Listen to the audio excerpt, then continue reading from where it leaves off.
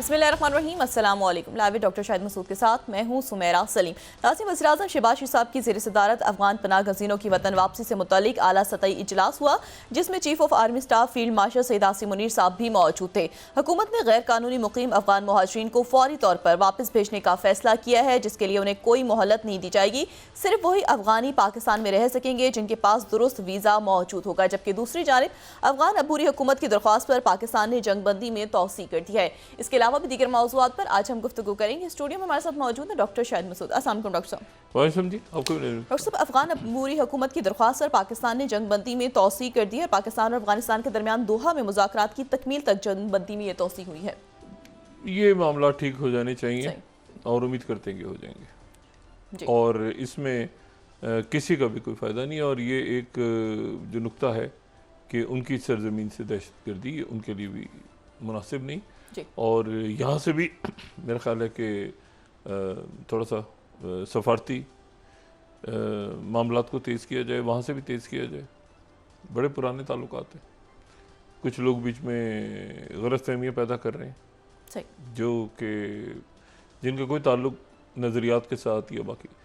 मैं बड़ा क्लियर रहा हूँ उस पर कि क्रिमिनल गैंग्स हैं, और वो जो है वो मुख्तलिफ़ जगहों पे उनका कारोबार ही है, ठीक है ना। तो वो हुकूमतों में और मुख्तलिफ़ सिस्टम्स का वो हिस्सा बने होते हैं। उनकी कोशिश होती है कि तफरीक वो केओस के ऊपर पलते हैं, और जहाँ पर कोई रूल्स हों, ट्रेड हो, कोई तरक्की की बात हो, वो उसमें रखना डालते हैं। तो ऐसे अनासर को ख़त्म करने की बात होनी चाहिए मेरे ख्याल से, ताकि आगे बढ़ें। और इसमें नुकसान आवाम का होता है, लोगों का होता है। तो उम्मीद करता हूँ कि ये सीज़ फायर जो है ये एक मुस्तकिल दोस्ती की तरफ मामला जाएगा, और सीज़ फायर कोई हल नहीं है, एक मुस्तकिल अमन होना चाहिए। अकाबरीन बैठें दोनों तरफ से और मामलात को हल करें, और मैं उम्मीद करता हूँ कि हो जाएंगे। बहुत काफ़ी इसकी वजह से जो है ये नुकसान हो रहा है। अच्छा, एक तो बात ये होगी। दूसरी बात यह है कि इस कदर वाक़यात फिर वही बात, इस कदर तेज़ी के साथ वाक़यात पेश आ रहे हैं कि वो हर 24 घंटों में कुछ मामलात हल होते हैं, कोई नई पेचीदगियाँ पैदा हो जाती हैं, वो पेचीदगियाँ ख़त्म करने की कोशिश हो रही होती है, तो कुछ कम हो जाती हैं, कुछ मज़ीद बढ़ जाती हैं पेचीदगियाँ। तो वो एक मामला जो है दुनिया के, और वो मैं बड़ी क्लैरिटी के साथ कई सालों से डिस्कस कर रहा हूँ कि ये हम एक ऐसे दौर से गुज़र रहे हैं जहाँ पर चूँकि ऑर्डर्स डिसऑर्डर्स करोड़ों लोग ख़त्म हो गए थे जब ये ऑर्डर तब्दील हुआ था पिछली सेंचुरी में, या उससे पिछली सेंचुरी में। जब एक ऑर्डर से दूसरे ऑर्डर की तरफ जाया जाता है तो उसमें जंगें और एम्पायर्स टूटती हैं, एम्पायर्स बनती हैं, बहुत कुछ होता है। तो ये फेज़ कब जाके ख़त्म होगा, कब एक नया ऑर्डर जन्म लेगा, तो उसके दरमियान ये टर्मोइल चल रहा है, ठीक है। और मतलब है इसमें कितने पोल्स होंगे, क्या होगा, अल्टीमेटली तो अमेरिका और चाइना ही है, लेकिन दरमियान में मिडिल पावर्स भी हैं जो चाहेंगी कि हम दरमियान में दोनों तरफ अपने ताल्लुकात को बेहतर रखें। और तो अभी ये मामला जो है ये चलेंगे, बहुत सारे फ्रंट्स खुलेंगे, कुछ बंद होंगे, और ये चलता रहेगा सिलसिला एक अरसे तक। अच्छा, इसमें ज़ाहिर है रेयर अर्थ मिनरल्स, मुझे याद है मैंने आज से 5-7 साल पहले जब डिस्कस किया था तो काफ़ी मुझे कॉल्स आई, क्या बोरिंग बात कर रहे हैं, रेयर क्या हो गया, आप रेयर अर्थ मिनरल्स को डिस्कस कर रहे हैं टीवी पे, ये 2018-19 में, ये क्या आप रेयर अर्थ मिनरल्स को डिस्कस कर रहे हैं, ये क्या, इनमें क्या फजूल बातें हैं, ये इनमें क्या रखा हुआ है। पूरी जंग ही इस वक्त दुनिया में रेयर अर्थ मिनरल्स पे हो रही है, ऑयल से ज़्यादा। अच्छा, बहरहाल तो मैं ऐसे भी कह रहा हूँ कि इसमें जो है ना ये अब 24 घंटों हम तो एक तरह से डायरी और रिवाइज़ करते हैं, सारी चीज़ें देखते हैं कि कहाँ पे मामलात करें। तो ज़रा शुरू करते हैं। गज़ा पर भी बहुत कुछ हो रहा है, अफ़गानिस्तान की बात देखें किस तरफ जाती है आगे, और बहुत कुछ हो रहा है, लेकिन शुरू जो है वहीं से करते हैं जहाँ कल किया था। कल बात हमने ख़त्म की थी कि प्रेसिडेंट ट्रम्प जो है वो एक तवील कॉल कर रहे हैं प्रेसिडेंट पुतिन से, और वो उस वक्त कॉल कर रहे हैं जब यूक्रेन के सदर ज़ेलेंस्की जो हैं वो 20 घंटे की या उससे ज़्यादा 10 घंटे ट्रेन, 10 घंटे जो फ्लाइट और फिर उसके दरमियान में जो भी उन्होंने वाशिंगटन में टाइम गुजारना है या उससे पहले पोलैंड में गुजारना है, जो भी ये नॉन स्टॉप फ्लाइट है जो कि पोलैंड से फिर जाती है और ये कमर्शियल फ़्लाइट नहीं होती। इसको सिक्योर करती है नेटो की जो फ़ौजी हैं जिसमें ज़ेलेंस्की ट्रेवल करते हैं। अच्छा ये लेकिन जो कीव से जब ट्रेन निकलती है ना तो वो ज़रा मसला, क्योंकि कीव के अंदर तो यूक्रेन की फोर्सेस ही हैं, वहाँ तो नेटो फोर्सेस नहीं है, तो वहाँ से बड़ी फिर सिक्योरिटी के साथ उनको वहाँ से पोलैंड की सरहद तक लाया जाता है वो जो ट्रेन है। एनीवे अच्छा, कल हम बात ही कर रहे थे कि वो ज़ेलेंस्की पहुँच रहे हैं टोमाहॉक मिसाइल लेने के लिए कि बात आगे बढ़े सब कुछ हो, लेकिन उनके पहुँचने से पहले पहले जो है प्रेसिडेंट ट्रंप जो है पुतिन के दरमियान बातचीत शुरू होगी और प्रेसिडेंट ट्रंप ने कहा कि ये थोड़ी देर में, ये बड़ी लंबी बातचीत हो गई। अब वो बातचीत जो थी वो 2 घंटे से ज़्यादा जारी रही। प्रेसिडेंट ट्रंप और पुतिन की जो टेलीफोनिक गुफ्तगू थी 2 घंटे से ज़्यादा, और उसके बाद प्रेसिडेंट ट्रंप ने जो है एक बहुत तफसील से पूरा एक उन्होंने एक ख़त तहरीर किया टू सोशल पे कि उस गुफ्तगू में क्या हुआ। उस गुफ्तगू का लुब्बे लुआब ये है कि गुफ्तगू में दोबारा प्रेसिडेंट ट्रंप और प्रेसिडेंट पुतिन के दरमियान मोहब्बतें जाग उठी और ज़ेलेंस्की जो है फिर दोबारा एक बस की तरफ, बस के नीचे गए हुए हैं। ये मैं मजाक बात कहता हूँ लेकिन हकीकतन चूँकि ऐसे ही होता है। मुझे बताइए क्या ये क्या तरीका है, ये कोई बात है भला कि प्रेसिडेंट ज़ेलेंस्की वहाँ टोमाहॉक लेने पहुँचे हैं और यहाँ प्रेसिडेंट ट्रंप आगे से क्या लिख रहे हैं, ये ज़रा आप सुने। वो कहते हैं कि आई हैव जस्ट कंक्लूडेड, ये फर्स्ट अगर हम देखें उनका I have just concluded my telephonic conversation with president Vladimir Putin of Russia, very productive one, ज़बरदस्त, मज़ा आ गया। पुतिन ने मुबारकबाद दी उन्हें और अमेरिका को कि आपने ये मिडिल ईस्ट में जो अमन कायम किया है, ज़बरदस्त काम किया आपने, और ऐसा जो कि has been dream for centuries, सदियों से जिसका ख्वाब देखा जा रहा था, आपने वो काम कर दिया प्रेसिडेंट ट्रंप। शहद। अच्छा, I actually believe that the success in the Middle East will help in our negotiation in attaining an end to the war with Russia Ukraine. ठीक है, ये प्रेसिडेंट ट्रंप बता रहे हैं। अच्छा, प्रेसिडेंट पुतिन ने फिर जो फर्स्ट लेडी हैं मेलिना, उनका शुक्रिया अदा किया। वो मेलिना जो है वो बच्चों के साथ, और ये जो यूक्रेन वॉर के अंदर, यूक्रेन रशिया वॉर, उसमें मेलिना जो खत वत लिख चुकी हैं। एनीवे वो बड़े अप्रिशिएटिव थे। प्रेसिडेंट ट्रंप का बड़ी तारीफ़ें की मेरी, और ये भी कहा कि दिस विल कंटिन्यू। और फिर उसके बाद उन्होंने बड़ा टाइम लगाया trade between Russia and United states when the war with Ukraine is over. इस जंग को जल्दी ख़त्म करें ताकि बातचीत आगे बढ़े, कोई ट्रेड, कोई पैसा, कोई तिजारत, कोई काम धंधे की, कारोबार की बात हो। ये क्या है बीच में, आपने ये क्या जंग छिड़ी हुई है। अच्छा, जब बातचीत ख़त्म हुई तो हम दोनों एग्री कर चुके थे कि एक मीटिंग होगी हाई लेवल एडवाइजर्स की अगले हफ्ते। यूनाइटेड स्टेट्स की इनिशियल मीटिंग जो है वो मार्को रूबियो हेड करेंगे, दूसरे लोग होंगे। मीटिंग लोकेशन तय हो गई, मीटिंग लोकेशन तय हो गई ट्रंप और पुतिन की। सही। प्रेसिडेंट ट्रंप की फिर मुलाकात होने जा रही है प्रेसिडेंट पुतिन से अलास्का के बाद। अच्छा, president Putin and I will then meet in an agreed upon location Budapest, Hungary. Hungary में बुडापेस्ट में मुलाकात होने जा रही है president Putin and I will then meet in an agreed upon location Budapest, Hungary. ठीक है, to see if we can bring this inglorious war between Russia and Ukraine to an end. President Zelensky and I will be meeting tomorrow, और हम इसमें discuss करेंगे कि Putin से क्या बात हुई, और बहुत ज़बरदस्त प्रोग्रेस हुई आज की कन्वर्सेशन में। चलें जनाब, अल्लाह खैर सलाम। यानी प्रेसिडेंट, अब इसको इसमें से निकालते हैं कि क्या बात हुई। पहली बात तो ये है कि 2 घंटे तवील गुफ्तगू हुई प्रेसिडेंट पुतिन की और प्रेसिडेंट ट्रंप की। दूसरा ये है कि बहुत जल्द मुलाकात होने जा रही है हंगरी में बुडापेस्ट में प्रेसिडेंट ट्रंप और प्रेसिडेंट पुतिन की। अलास्का के बाद ये दूसरी मुलाकात इनकी होने जा रही है जी। और हंगरी में इसलिए होने जा रही है कि वहाँ जो विक्टर ऑर्बन है, ये वो विक्टर ऑर्बन है जो पुतिन के भी पास हैं और ट्रंप के भी पास हैं, और इसलिए यूरोप इनको पसंद नहीं करता। यूरोप इनको पसंद नहीं करता, ना नेटो पसंद करता है कि ये जो है ये ट्रंप के भी पहले तो बाइडेन के पास नहीं थे, बाइडेन को नापसंद करते थे, लेकिन पुतिन के करीब थे। अब जब ट्रंप आ गए तो ये ट्रंप के भी करीब में बहुत।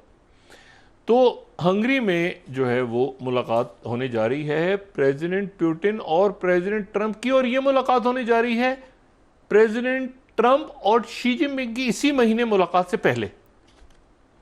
29 तारीख तय हो रही है अभी तक, 29 अक्टूबर 29 ऑफ अक्टूबर साउथ कोरिया में प्रेसिडेंट ट्रंप और शी जिनपिंग की। उससे पहले आज 17 है जी।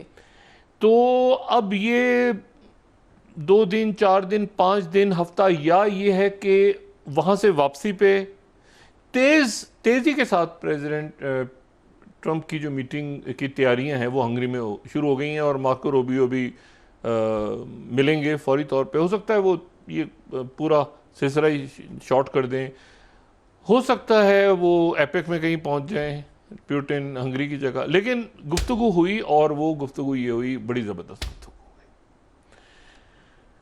प्रेसिडेंट पुतिन ने इशारों में प्रेसिडेंट ट्रंप को वार्न कर दिया है कि आप ये टोमाहॉक देने की गलती मत कीजिएगा, टोमाहॉक्स देने की गलती मत कीजिएगा। प्रेसिडेंट ट्रंप ने ये उनको वार्न किया, और प्रेसिडेंट ट्रंप ने उसके बाद बात बड़ी ज़बरदस्त की मीडिया से बात करते हुए उन्होंने कहा कि ये टोमाहॉक्स हमें भी तो चाहिए ना, ये मिसाइल अमेरिका को भी तो चाहिए, तो मतलब हम यूक्रेन को दें लेकिन हमें भी तो चाहिए मिसाइल्स।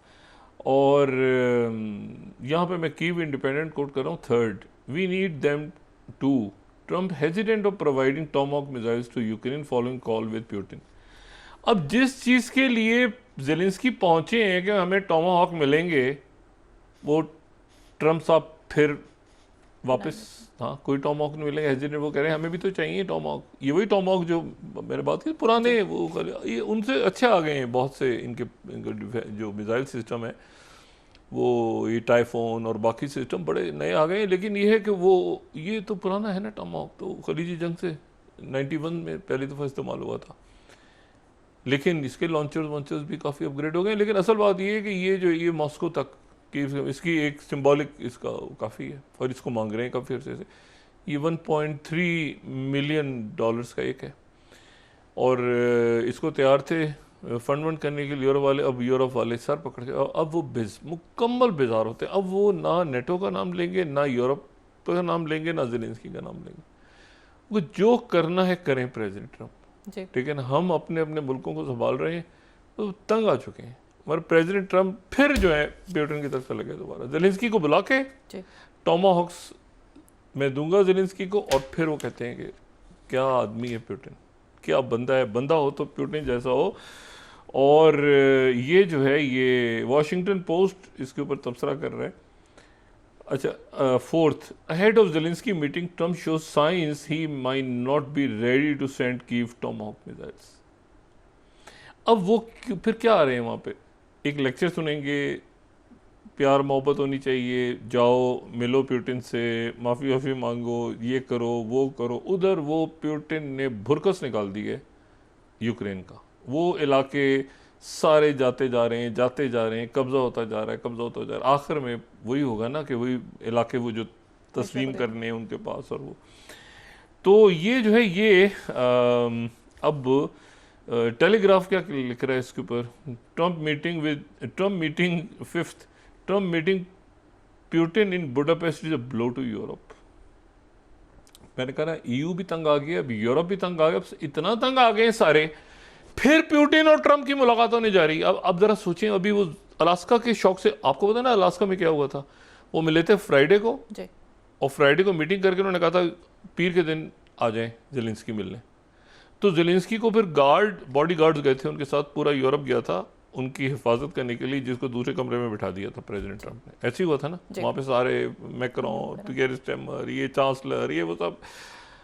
अब मसला ये है कि अब वो उनका जो करना है, ज़ेलेंस्की जाने, ट्रंप जाने, पुतिन जाने, हम किस रौले में पड़ गए बीच में आके हमें जो है हमारी मईशत तबाह हो गई, इधर सारे जो हैं ये इमिग्रेंट्स आ गए, कोई सर पैर है नहीं, वहाँ पे राइट विंग की पार्टीज आगे बढ़ना शुरू हो गई हैं, मतलब एक तबाही, उस गैस की पाइपलाइन उड़ा दी, कभी कुछ हो गया, ये हो गया, वो सारा कर करा के प्रेसिडेंट कह रहे हैं।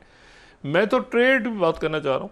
मैं ये बात आपको पहले इस प्रोग्राम में कह चुका हूँ कि अमेरिकन कंपनीज मौजूद हैं एक्सॉन में, वो जो पावर ऑफ साइबेरिया और बाकी जो सारे मामला, अब ये पावर ऑफ साइबेरिया को लाइट ना लें, ये पावर ऑफ साइबेरिया पूरी डायनामिक्स चेंज करें। जो पाइपलाइंस बिछी, जो रशिया से ऑयल चाइना ले रहा है, रशिया को किसी को और को ऑयल देने की ज़रूरत भी नहीं है। इंडिया, बाकी मुल्क आगे पीछे, रशिया का सारा ऑयल चाइना जी, चाइना को बहुत ज़रूरत है ऑयल की। और ये डायरेक्ट डायलिंग है, ये जहन में रखें, कोई समंदर बीच में नहीं आ रहे कि उधर से वो सुइस कैनाल से आएगा तो अरेबियन सी से जाएंगे ऑयल, वो डायरेक्ट रशिया से ऑयल जा रहा है चाइना। और इसकी बड़ी एक long term geo strategic importance है, ना कोई करेंसी का इशू है, ना कोई डॉलर्स की पेमेंट्स, ना कोई कुछ ना। और चाइना के बगैर ये जंग जो है, और ये बात भी पहले हो चुकी है कि वांग यी ने यूरोप को कह दिया था कि हम रशिया को हारने नहीं देंगे, ये जो जंग है ये हम हारने नहीं देंगे रशिया को जी। तो ये बात जो है ये जो था कि शायद दोबारा वो किसिंजर के ऊपर कई दफ़ा बात कर चुके हैं कि चाइना और, देखें ये चाइना और सोवियत यूनियन के दरमियान ताल्लुकात ख़राब हो गए थे या चाइना न्यूट्रल हो गया था, जिसकी वजह से सोवियत यूनियन टूटा। जो निक्सन डॉक्ट्रिन थी वो यही थी ना कि उस वक्त अमेरिका ने अर्ली 70s में चाइना के साथ अपने ताल्लुकात ठीक कर लिए, चाइना को मान लिया, ताइवान को बस के नीचे फेंक दिया और चाइना को मान लिया। तो चाइना को अमेरिका ने माना, तो उस वक्त सोवियत यूनियन और चाइना के ताल्लुकात बहुत अच्छे नहीं थे, बहुत वजूहत थी, चेयरमैन माओ, ये जो बाकी जो उनके लेनिन और मतलब अच्छे नहीं थे, ख्रुश्चेव के दौर और बाकी, मतलब एक वो कभी मतलब झड़पें तक हुई, झड़पें भी हुई, एक दौर ऐसा आया जब बाकायदा झड़पें हुई सोवियत यूनियन और चाइना की। तो अमेरिका ने इंश्योर किया था इस बात को कि चाइना जो है वो सोवियत यूनियन के साथ ना जाए, क्योंकि कोल्ड वॉर तो सोवियत यूनियन के साथ हो रही थी ना अमेरिका की। तो अमेरिका जब सोवियत यूनियन से लड़ा अफगानिस्तान में, और तो उस वक्त चाइना नहीं आया, चाइना उस वक्त सोवियत यूनियन की मदद को नहीं आया। तो यही शायद आइडिया था कि इस दफ़ा भी चाइना मदद को नहीं आएगा रशिया के, और रशिया बहुत आसानी के साथ हार जाएगा। लेकिन उलट हुआ, चाइना जो है वो रशिया के साथ खड़ा हो गया, ना सिर्फ चाइना खड़ा हुआ, चाइना अपने साथ नॉर्थ कोरिया को भी ले आया, और उसके नतीजे में ये सारा जो है अब ये सूरत हाल बनी हुई है कि प्रेसिडेंट ट्रंप जो है वो फिर पुतिन से मिल रहे हैं। और वो क्यों ना मिलें पुतिन से, देखिए पुतिन से वो मिलेंगे, बातचीत करेंगे, तो कहीं वो चाइना के साथ जो रेयर अर्थ मिनरल्स का चाइना ने बड़ा सख्त लॉ बना दी है, तो कहीं थ्रू रशिया वो जो थर्ड नेबर्स वाली बात है, कहीं मंगोलिया तक रास्ता खुलेगा, कहीं आगे मामला चलेंगे, फिर शी जिनपिंग से मामला। आज प्रेसिडेंट ट्रंप ने एक तो ये बात की है ना, दूसरी प्रेसिडेंट ट्रंप ने एक और बात कर दी है, उन्होंने कहा ये जो 100% टैरिफ हम लगा रहे हैं ना चाइना पे, ये सस्टेनेबल नहीं है। सही, मतलब ये मुमकिन नहीं है कि ये 100% टैरिफ लगाएं और दुनिया इस तरह आगे चले पीछे।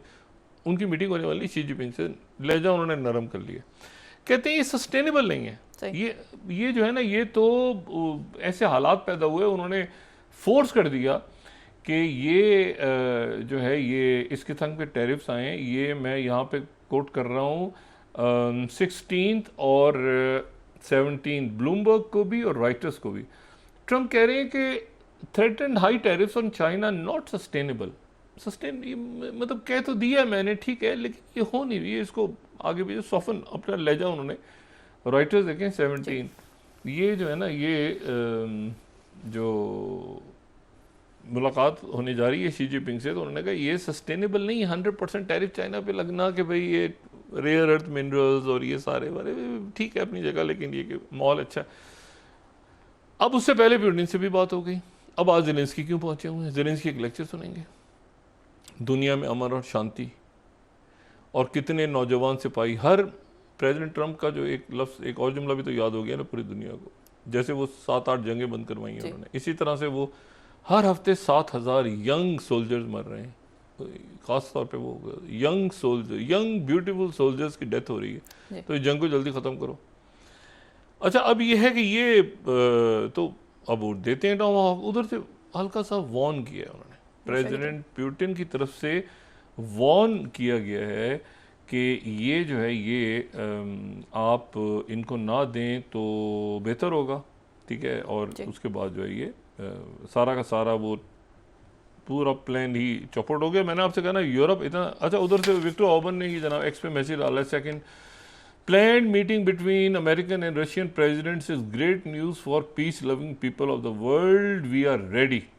विक्टर ऑर्बन, विक्टर ऑर्बन के पीछे नेटो भी लगा हुआ था, बाइडेन भी लगे हुए थे, मगर अब देखें ये लीडर्स बाज स्टैंड ले जाते हैं और वो एक वक्त से गुजर जाते हैं, उनको पता होता है कि आगे वो अपने स्टांस पे खड़े रहते हैं।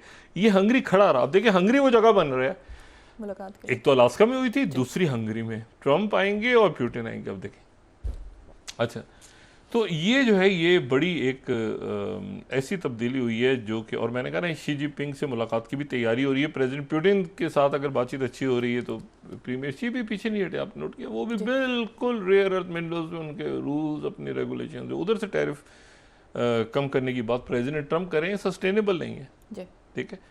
और लेकिन ये कि मजबूर कर दिया गया था और हालात ऐसे हैं और ये, और चाइना ने किया और ये वो, तो चाइना भी देख रहा है चीज़ें सारी, लेकिन आप देखिए ना प्रेसिडेंट पुतिन किसी जगह से पीछे हटे अभी तक, और जितनी धमकियाँ उन्होंने कहा टॉमाहॉक लगाएंगे तो हम न्यूक्लियर ले आएंगे, जो मतलब किसी जगह से ये दुनिया के ये जो मुल्क हैं ये अपनी जगह से, अपने असूलों से नहीं हटे, ठीक है। असूल इनके, आप इख्तलाफ करें, इत्तेफाक करें, उनको अच्छा कहें बुरा कहें, मगर स्टैंड ले लिया तो ले लिया, ठीक है। अच्छा, उसके बाद तो एक तो ये बड़ी डेवलपमेंट्स हुई हैं, दूसरा जो एक इम्पॉर्टेंट, क्योंकि जियो पॉलिटिक्स ने तो ओरिजिनेट होना है गज़ा और मशरिक़ वस्ता से। अब प्रेसिडेंट ट्रंप हर रोज़ ये बात कहते हैं कि मैं हमास को नहीं छोड़ूंगा, हमास को मार दूंगा, हमास के लोगों को मैं जो है, अगर सीज़ फायर मुआहदा नहीं हुआ तो हमास के लोग, वो कह रहे हैं, वो कर नहीं रहे, हो जो ग्राउंड पे हो रहा है वो बिल्कुल उलट हो रहा है। और ग्राउंड पे ये हो रहा है कि अभी हम जो बात कर रहे हैं तो इतलाती आ रही हैं कि तुर्किया, अक़वाम मुत्तहिदा, इजिप्ट, कतर के लोग तो पहले ही थे, ये टीम्स अंदर दाखिल हो गई हैं, और कुछ साथ अमेरिका के जो डॉक्टर्स और इंजीनियर और अक़वाम मुत्तहिदा ये गज़ा में दाखिल हो गए, ये टीम्स गज़ा में दाखिल हो गई हैं, और वहाँ पर एक तासुर जो बन रहा है वहाँ पर, वो जो है वो बिल्कुल, अगर मैं आज उनका ये देखूं कि 8th, अगर मैं हार्ट्स का ये पढ़ूँ उनका op-ed, as Israel awaits hostages bodies को ढूंढेंगे, लेकिन वो साथ के इसराइल की बॉडीज़ ही निकालेंगे, वो जो फ़लस्तीनी हज़ारों या लाखों बच्चे, वो देखें ये बॉडीज़ तो डेड बॉडीज़ जानी चाहिए, किसी की भी हूँ मैं इस उसमें, लेकिन डेड बॉडीज़ की उनको अपनी पड़ी हुई है कि हमारी 24 या 28 या 29, और बाकी जो हज़ारों लाखों बच्चे दबे हुए हैं, औरतों की, मर्दों की, बच्चों की, बच्चियों की, उनकी जो मैयतें मलबे में दबी हुई हैं या वो ज़ख्मी मलबे में दबे हुए हैं, उनका किसी को ख्याल नहीं आ रहा, और यहाँ से 3 बॉडीज़ नहीं दो वरना हम हमला कर देंगे, ये कर देंगे, फलां कर देंगे। ओ भाई, मलबे में उनकी मैयतें भी तो दबी हुई हैं। बहरहाल तो ये जो है ये 8th अगर हम दिखा सकें, as Israel awaits hostages bodies, the message from US is clear, Gaza war is over, यानी मतलब इसको यहाँ पे अब जो है वो जंग, बोलते रहो, बातें करते रहो, चोर करते रहो, गजा वॉर इज ओवर। और फिर Jerusalem Post, Trump's friendship leaves Israel will little room to act as it needs. ये हमला करने का सोच रहे थे लेकिन दोस्ती में मारे, ठीक है। अच्छा, अब मामला ये है कि वो कहते जा रहे हैं जो बड़े एक ज़बरदस्त है मेहमद ग्लोगलू, ये तुर्किया के हिलाल अहमर ये डॉक्टर हैं, तुर्किया के हिलाल अहमर के ये सदर हैं, और ये जो हैं ये यानी फिजिशियन है, और ये बहुत सारी जो रिलीफ तुर्किया का जो रिलीफ का काम है, ख़ास तौर पे जब ज़लज़ले वहाँ पे आए और आफात आई तो उसमें इनका मिसाली रोल रहा है। इनको तुर्किया ने अपॉइंट किया है कि अभी इमदादी सामान और वहाँ पर अद्वियात और ये सारी जो टीम्स लेके एंटर हो रही हैं, तुर्किया एंटर हो रहा है, कतर एंटर हो गए, अक़वाम ये सब एंटर हो गए हैं अंदर, ठीक है। और इतनी एम्बेरसमेंट है, एम्बेरसमेंट क्या यानी जो इस वक्त वहाँ पे एक माहौल बना हुआ है इसराइल में, तो उन्होंने सिर्फ ये खबर लगाई है 26 टाइम्स ऑफ इसराइल ने, टीम एंटर्स गजा, टीम 26 टीम एंटर्स गजा। कौन सी टीम? यानी मुल्कों का जो नाम है वो नहीं, team enters Gaza to search for hostages body as Israel was to ramp up pressure. अच्छा, टीम में कौन कौन है? अक़वाम मुत्तहिदा है, तुर्किया है, कतर है, इसमें अक़वाम मुत्तहिदा सबसे बड़ी बात, यूएन के अंडर आ रहे हैं। ये सारे जो काम कर रहे हैं ना, इंडिपेंडेंट नहीं कर रहे, यूएन के अंडर काम हो रहा है, यूएन का, ये सबसे इसकी इंपॉर्टेंट बात है, यूएन के अंडर काम हो रहा है। बाकी बयानात को आप छोड़ दें, कत्ल कर देंगे, मार देंगे, हमास को नहीं छोड़ेंगे, ये नहीं करेंगे, वो नहीं करेंगे। और एक और फीलिंग हो रही है इसराइल में पैदा, और वो फीलिंग ये हो रही है कि हमास जो है अभी तो डिसाम होने का कोई किस्सा उनका दूर दूर तक नहीं है। ये अब्राहम एकॉर्ड के हवाले से जो स्टेटमेंट है मैं उस पर बात करता हूँ, लेकिन वो कह रहे हैं कि ये हथियार फेंकने का तो कोई सिलसिला अभी नज़र नहीं आ रहा हमास का। तो हमास को प्रेसिडेंट ट्रंप और अमेरिकन्स क्या उसी तरह तो एक एक्सेप्टेंस नहीं देने जा रहे जिस तरह उन्होंने तालिबान को, ये तालिबान हुकूमत को अफगानिस्तान में, या फिर अहमद शरा को सीरिया में एक्सेप्ट कर लिया ना, तो इसी तरह से हमास को एक्सेप्ट तो नहीं, एक्सेप्ट मुआहदा जब हमास से किया है तो एक तरह से हमास को एक्सेप्ट तो कर लिया है ना, हमास मौजूद। अब हमास के लोग वहाँ पे, प्रेसिडेंट ट्रंप को क्या मसला है? इधर नेतन्याहू क्या चीज़ है, जेनोसाइड में इन्वॉल्व है, उधर उन्होंने असला उठाया, वो भी मुसल्लह तंजीम है। तो वो जब डायरेक्ट उससे बात कर रहे हैं, और दो बजाय इतने बड़े रौले में पड़े हैं कि ढूंढें इधर से उधर से कोई न्यूट्रल फ़लस्तीनी फलाना दिमाग, वो हमास के साथ पहले स्टीव वित्कोफ मिल चुके हैं, अमेरिकन मिल चुके हैं, डायरेक्ट उनके साथ बात सारी कर चुके हैं। तो क्यों ना बजाय इसके कि इतने रोल रप्पे में पड़े तो हमास के साथ ही करें, उनसे कहें कि भाई डिसाम हो जाओ यहाँ पे। जो ये बात मैंने बहुत पहले भी कही थी कि बिजनेस डील्स करो, यहाँ पे तरक्की करो, ये करो, अपने लोग अपॉइंट करके आगे चलो, और क्या मसला है? अगर देखिए ना, अहमद शरा को किया ना सीरिया में प्रेसिडेंट पुतिन ने और प्रेसिडेंट ट्रंप ने और सारी दुनिया ने अहमद शरा को एक्सेप्ट कर लिया। तो अहमद शरा को एक्सेप्ट कर लिया है, तो इसी तरह से जो है वो अच्छा, ये जो फ़लस्तीनी ये तो बड़े प्रोग्रेसिव हैं, इनके यहाँ तो ये बच्चों के स्कूल, डॉक्टर्स, ख़वातीन, काम करने वाले, इनके यहाँ तो वो यानी ये तो फ़लस्तीन के हवाले से एक वो यानी जो है वो इस्लामी जिहाद और इस तरह के, अदरवाइज तो ऐसा तो नहीं है कि ये इनके यहाँ पर नर्सेज नहीं काम करती गजा में, या बच्चियों के स्कूल नहीं है उसको काम नहीं करने देते। तो ये एक तासुर इसराइल में हो रहा है कि यार एक मिनट, इनको डिसाम भी कोई नहीं करेगा जाके, क्योंकि वही मुल्क तो जा रहे हैं जो कि जिन्होंने सपोर्ट किया था हमास को, जो यानी सऊदी अरेबिया, यूएई तो अभी नहीं आया ना, अभी तो पहले तो कतर और तुर्की और साथ उनके हमास के लीडर भी चले गए हैं कुछ अंदर। यानी एक मिनट, जो कैदी रिहा हुए थे, जो रिहा होके सीरिया सॉरी जिनको इजिप्ट जलावतन किया था, उनमें से भी कुछ अंदर चले गए वापस गजा में, उनको मगरबी किनारे छोड़ा था, वो साथ चले गए टीम के अंदर। सही, ब्रेक के बाद डिस्कस करते हैं जी। नाज़रीन वापस आते हैं एक छोटे से ब्रेक के बाद।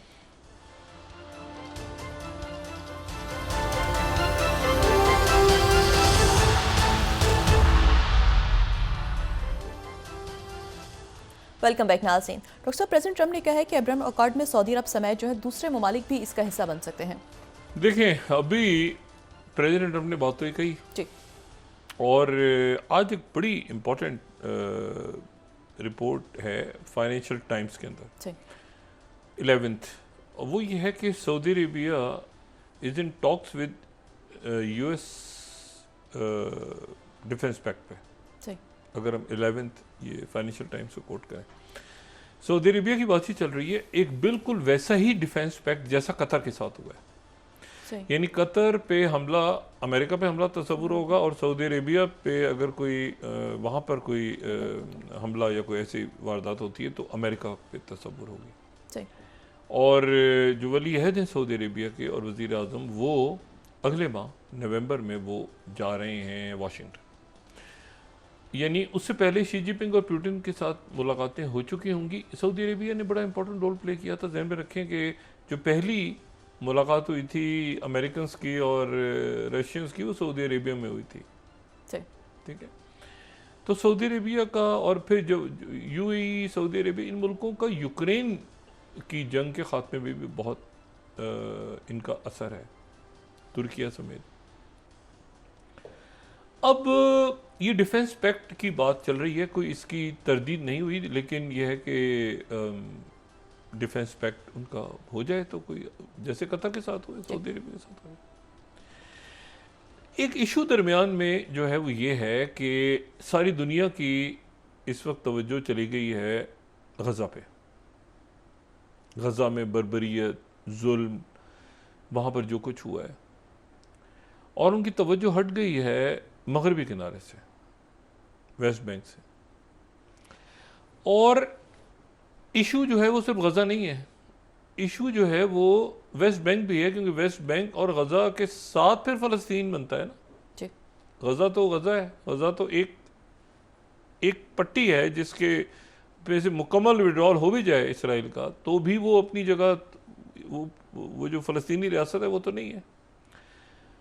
और वो फ़लस्तीनी रियासत जिसका दारुल हुकूमत यरूशलेम हो, जिसके तकरीबन, और ये अभी जब सारी दुनिया की तवज्जो है इस वक्त गज़ा पे, तो भरपूर तशद्दुद हमले, वहाँ पे कैमरे बंद हैं, वहाँ से मीडिया कवरेज नहीं हो रही है। और वो कौन सा इलाका है? मगरबी किनारा, वेस्ट बैंक, जहाँ फ़लस्तीनी अथॉरिटी मौजूद थी। और फ़लस्तीनी अथॉरिटी की भी आप देखें, अभी जो टोनी ब्लेयर की भी मुलाकात हुई उनके वाइस प्रेसिडेंट, वो जॉर्डन में हुई।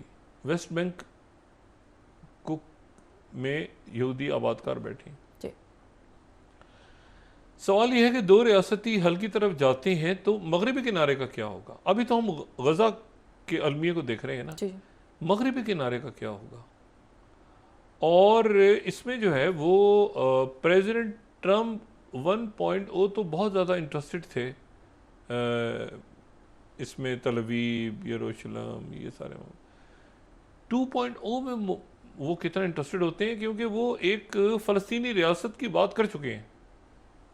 जो उनका 20 रुकनी प्लान है, उसका जो 19th पॉइंट है, 20th में से 19th पॉइंट है ट्रम्प प्लान का, वो तो 2 स्टेट सोल्यूशन की बात करता है।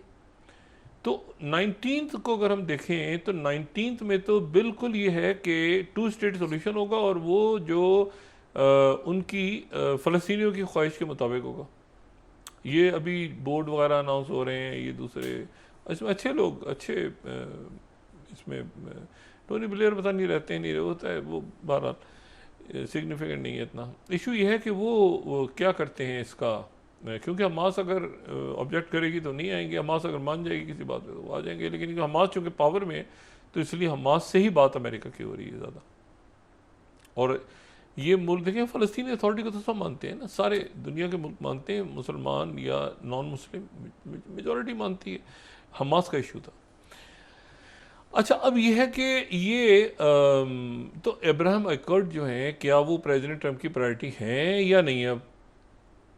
अब उनकी प्रायोरिटी हैं या नई दुनिया में उनकी प्रायोरिटी वो नहीं है अब्राहम अकॉर्ड, क्योंकि वो मुल्कों से अलग अलग मामला तय कर रहे हैं ना। सऊदी अरेबिया से उनकी डील्स हो रही हैं, कतर से उनकी डील्स हो रही हैं, पुतिन से उनके मामला तय पा रहे हैं।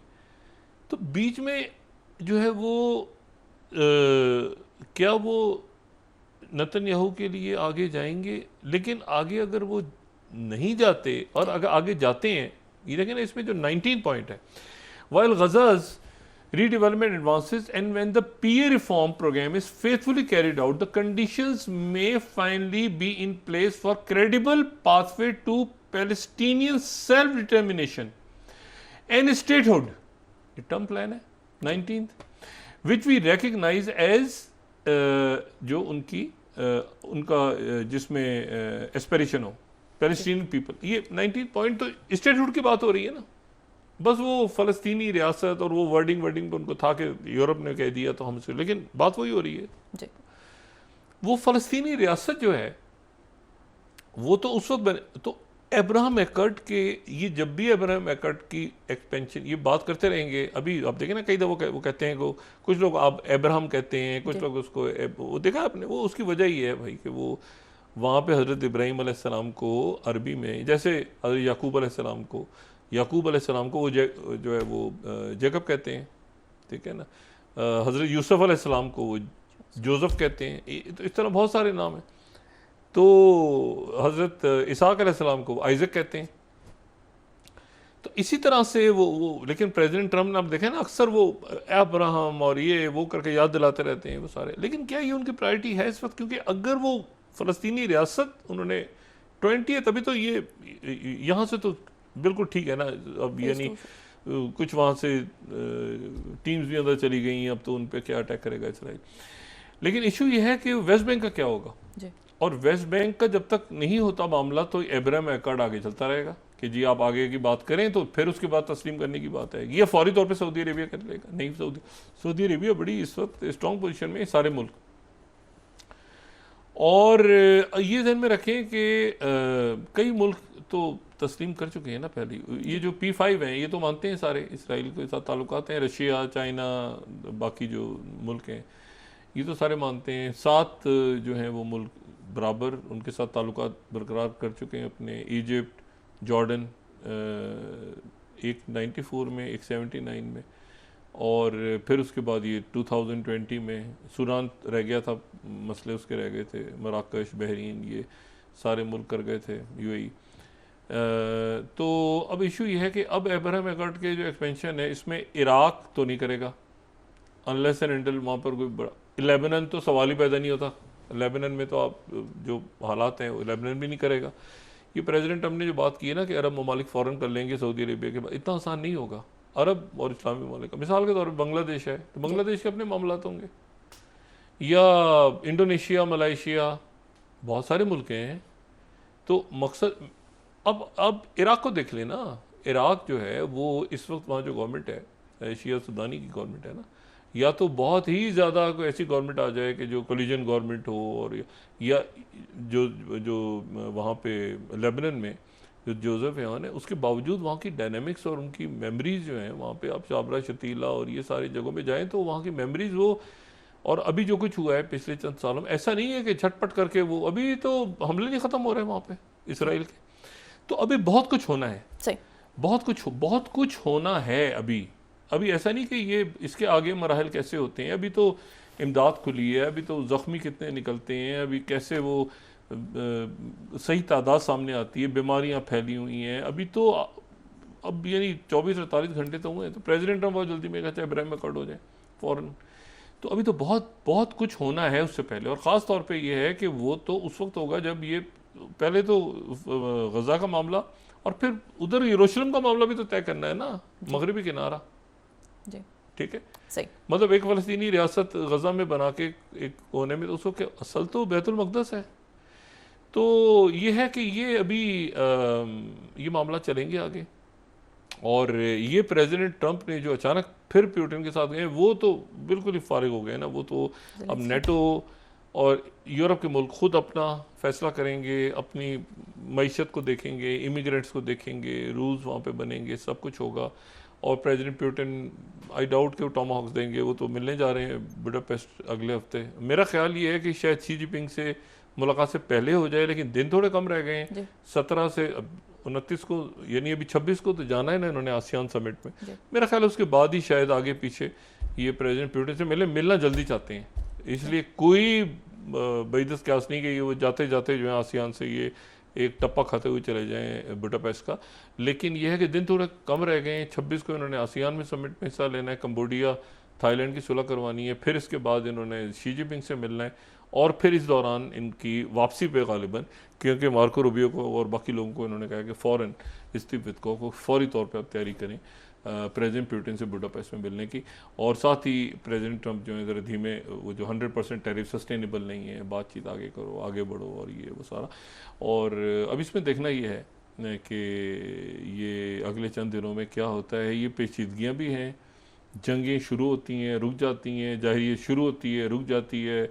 और इस वक्त जो है ये बहरहाल पिछले 24 घंटों में तो अच्छी खबरें आई हैं हर तरफ से, चाहे वो यूक्रेन का महाज हो, चाहे वो गज़ा का महाज हो, चाहे वो ये अफ़गानिस्तान पाकिस्तान के दरमियान एक सीज़ फायर एक्सटेंड हुआ है।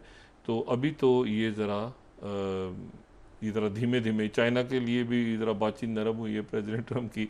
तो देखते हैं कि कल तक क्या सूरत हाल डेवलप होती है। दुआ है कि अल्लाह ताला मुल्क में और दुनिया में, तमाम दुनिया में अल्लाह ताला सुकून, चैन, शांति लेकर आए। जी बहुत शुक्रिया डॉक्टर साहब। नाज़रीन, इसके साथ ही आज का प्रोग्राम अपने इख्तिताम को पहुंचा। मुझे सुमेरा सलीम को इजाज़त दीजिए। अल्लाह ने के बाद जो डॉक्टर साहब अपना दोस्तों रिश्तेदारों गिरदो नवाह के लूँगा। सब ख्याल रखिएगा। अल्लाह हाफ़िज़।